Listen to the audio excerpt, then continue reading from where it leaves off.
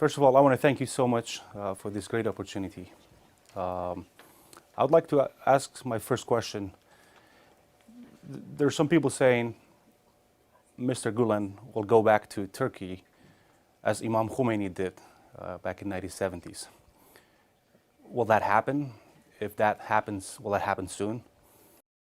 Kudu işte Rozibi. Ben belli bir dönemde öyle bir tazyik görünce I came here at a time when there was a great amount of pressure. The political atmosphere was very tense. There were severe campaigns going on. I came here for medical purposes to get diagnosed and receive treatment.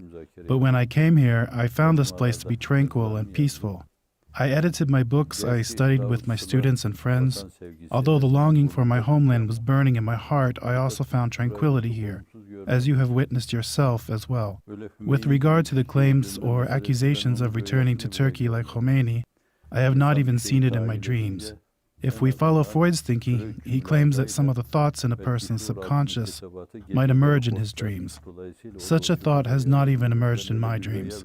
This is slander. They would like to present me as a danger, as a threat. They are trying to create a public perception of me as a threat, and this is simply untrue. You and Mr. Erdogan were friends, some sort of allies, until 2013. Your movement seems like more like an education movement. What brings you to politics, and what did happen between you and Erdogan that made you end friends right now?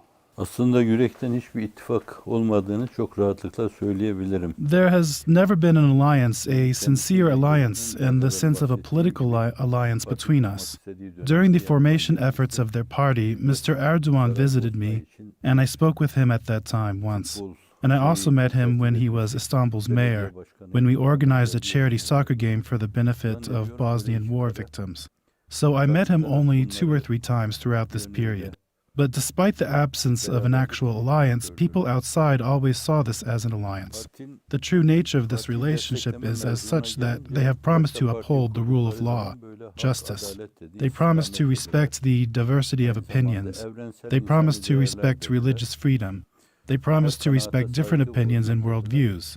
And our friends, along with the majority of Turkish people, supported them based on these promises, such as Mr. Süleyman Demirel, who was Prime Minister and then President of Turkey, Mr. Turgut Özal, who was also Prime Minister and then President of Turkey, and Mr. Bülent Ecevit, who was the Prime Minister. They all received support for similar promises for democracy and rule of law and freedom. So Turkish people, based on the promises of these political leaders, supported them at different times. But I should note that we have not received this kind of treatment from any of those previous leaders. We have not received this form of harassment and persecution, neither from Mr. Süleyman Demirel, nor Turgut Özal, nor Bülent Ecevit.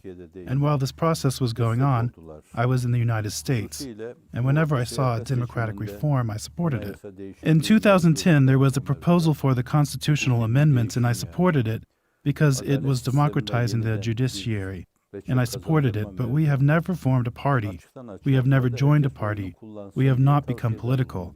We have simply preserved our line of thought, our 4 values, which are universal human values: peace in the world, unity and harmony among human beings, and to fight against poverty. These are our 4 values, and we have not strayed from them. If we wanted, we could have taken a place in the party. We could have demanded parliamentary seats. We could have demanded seats in the cabinet or bureaucratic positions in the government, but we have not done any of this. They have designed the parliament, they have designed the cabinet, they have designed bureaucratic institutions as they wished, and all of the world is a witness to this. So if you're going to talk about the separation or the split, this is because they strayed from their promises. We have not changed our position, our core values, but they made a U-turn. That's why this split occurred. And now this treatment of our friends in Turkey and the polarization of the Turkish society is so bad that even the Honorable Khidr and Prophet Moses, even if they were to work together, they could not improve and solve the situation in 2 or 3 years. You talked about justice and diversity of opinions. There are human rights reports from Turkey saying thousands of Kurds being killed, thousands of villages and towns being razed to the ground just because of their Kurdish ethnicity. I would say not just the Kurds. newspaper here in the United States says Turkey has become a big prison for journalists. What's your stance on that, especially those civilians, like Kurdish civilians, children, women? They have nothing to do with politics, but they're being killed by a military operation by Erdogan's regime. I'm really curious about your stance on that.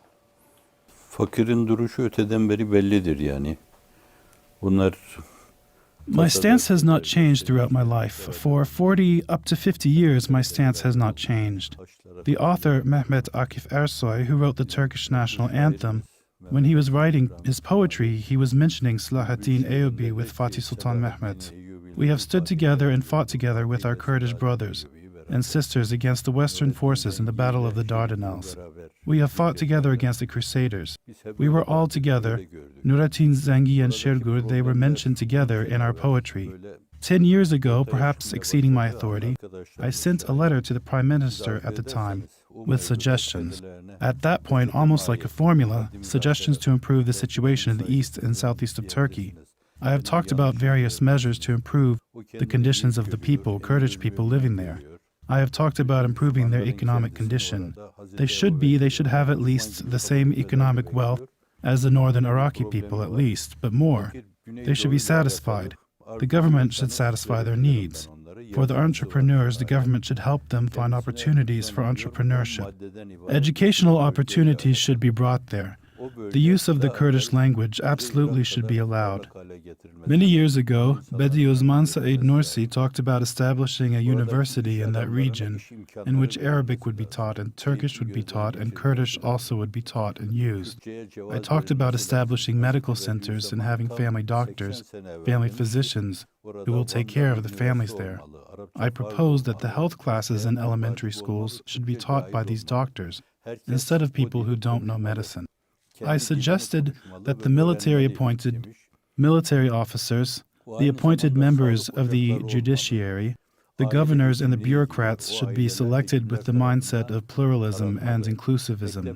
And the whole society, people of that region, should be embraced by the government. But my proposal, my suggestions were rejected right away.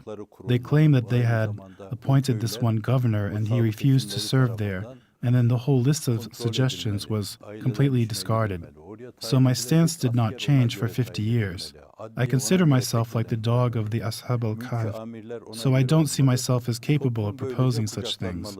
But I just wanted to do my part in trying to solve the situation. And you can examine my books, my speeches for 50 years. You will not see anything against this stance. But now, instead of following or heeding these suggestions, they have turned that region into a bloodbath. We have been with the Kurdish citizens of Turkey, and even the Kurds in the region. We have been together throughout history. We have fought together. We have experienced war together. We have defended the dignity of Islam together. This is our general opinion. But right now, the situation in that region has been turned into a bloodbath. I cannot even watch TV. I cannot watch the situation of the persecuted, oppressed, or targeted people, victims over there. On the one hand, you see the civilian casualties and civilian suffering. On the other hand, you see the soldiers who are led to an end which they don't know, and they are martyred. I think this is the result of an administration which is not capable, which does not have the competence to address and solve such a situation. You talked about Said Nursi. I'm really curious. Are you currently having any sort of relations with any Kurdish scholar, any Kurdish religious, or maybe a political leader? That's one. And tell me, what do you think of the peace process? Will there be peace in Turkey?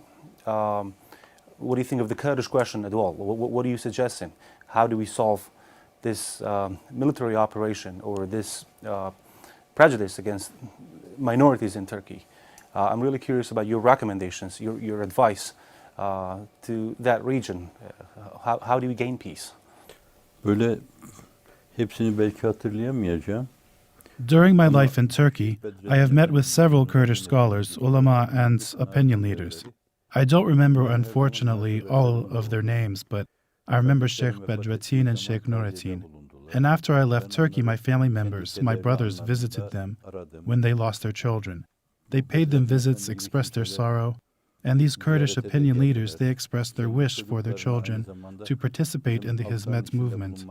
Some of them took positions and are now serving in non-governmental organizations and institutions established by Hizmet participants around the world. Even before that, when I was serving as a preacher in the east and southeast of Turkey, in cities such as Alaza, I gave public talks which were attended sometimes by a majority of Kurdish citizens. And they have attended, they have paid attention, they have praised, something that I don't deserve. But this was their view. So I don't consider a language such as us versus them appropriate. We are one nation, we are Anatolia. We are components of the Muslim world, and our relationship and the treatment of the citizens should be based on respect. This is what I have tried to do throughout my life, to respect them and to hold their language at the top of my head. But unfortunately now, a negative path has been taken. I have warned, to my capability I have warned, I have tried to send messages to government leaders that this is not the right path. But unfortunately they did not listen to us. With regard to the use of overpowering force, they did not listen to our voice. They did not listen to me in this matter, just as they didn't listen to me in the matter of Syria, the Syrian troubles. Then some government officials, such as the former Secretary of State or Foreign Minister Davutoglu, and others, and a former minister visited me. I told them that you cannot solve this problem by accepting these refugees, scores of them. Instead, we should try to work with Assad, try to transition, help transition Syria into a democracy. If necessary, provide financial help to them, provide other kinds of help to them, and help Syria transition to democracy gradually, so that in such a democracy in Syria, the Turks, the Kurds, the Sunnis, the Arabs, everyone can have a place in a parliament. Everyone can be represented in a democratic Syria. But maybe I told the same thing to 20 people from the government. But they said, are we going to listen to a preacher? And they did not take my advice seriously. So they see themselves as so high that they do not see my advice as worthy of listening to. And my position was and still is that these problems cannot be solved through guns and cannons. It can only be solved through respect and love. You should open your heart to everybody, even to the people who turn their guns against you. You should have a bow with a rose on it, because this kind of treatment with force is causing families and mothers and fathers to suffer, because those children, those youth who go to the mountains, those girls who go to the mountains, they are the children of families. When they die, they leave a wound in the hearts of their families. But for 30 years, only power and force has been used, and many other wrongful treatment has been conducted. And my advice, my formula and recommendation for the future is no different. This can only be solved through the smile, through love, through respect. And if we have administrators, governors, the heads of state, we can address this in a rational way by coming up with mechanisms and projects, considering all the dimensions of the problem and the realities on the ground, and solve it. But it might take, I'm afraid, at least 25 years. Perhaps some of the generations living now will not be there anymore, but their children will see those days. All right, so are you in touch with any Kurdish leaders right now? I have not been in touch with any Kurdish leaders. Especially with Turkey's governing party, our relationship was cut severely after the December 23, 2013 event. After that, from Turkey and from other parts of the world, our people came here to visit, but I did not get in touch with political leaders.